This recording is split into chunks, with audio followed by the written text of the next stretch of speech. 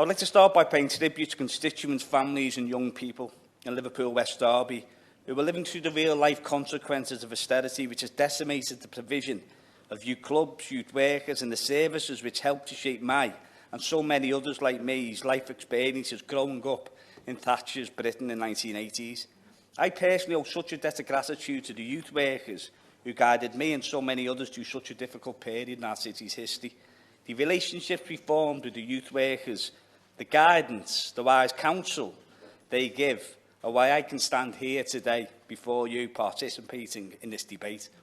It was extremely interesting to listen to Ian Wright say something extremely similar on TV on Saturday. The crucial safety net now is being removed and our communities are living through the consequences.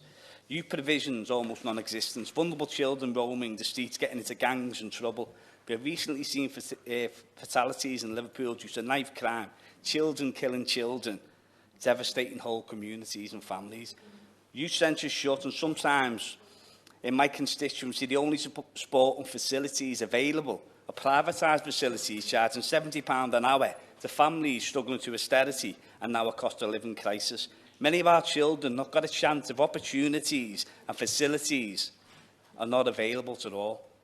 I would like to place on record my thanks to all of the service staff, teachers, parents, community groups and police across West Derby, especially ASCC, Action for Children, the Young Persons Advisory Service, older age staff, and acknowledge the work being done by No More Knives and Real Men Don't Carry Knives campaigns. These people are doing so much across our city to support young people through such difficult times.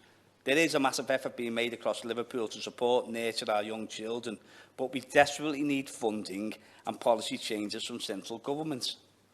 Since austerity began in 2010 by the Conservative Lib Dem coalition, Liverpool City Council has seen its funding reduced by 65%, and despite this, government declaring that the age of austerity is over, the cuts to our funding continue to be made, and consequences for our young people and the youth services and facilities they need continue to be felt.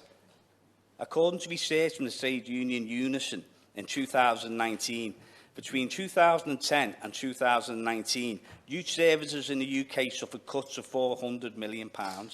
This will mean a loss, or will have meant a loss, of 4,500 youth work jobs and more than 760 youth centres closed in 2012. It's shameful. And according to a survey from UK Youth in February 2021 into the impact of COVID-19 on youth services, 66% of the 1,759 organisations surveyed said there had been an increase for demand. Despite this greater need for their services, 83% reported that their level of funding had decreased, while 64% said they were at risk of closure in the next 12 months. And research from the British Association for Counselling found that 80% of young people say that their mental health has worsened during the COVID-19 outbreak.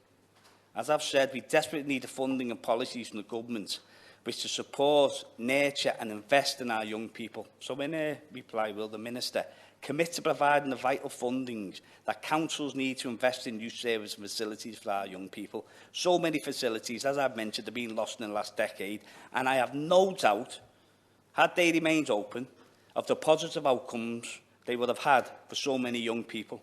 Next, will the Minister explain the government's strategy to support pupils and schools so that young people do not face exclusions and the lifelong damage that this can have? And will the Minister commit to funding for young people's mental health services, as well as early intervention mentoring programmes and specialist children's services? This should not be a postcode lottery. We need provisions for our youth and preventative measures putting in place as an investment to ensure that all our children have a level playing field and a bright future.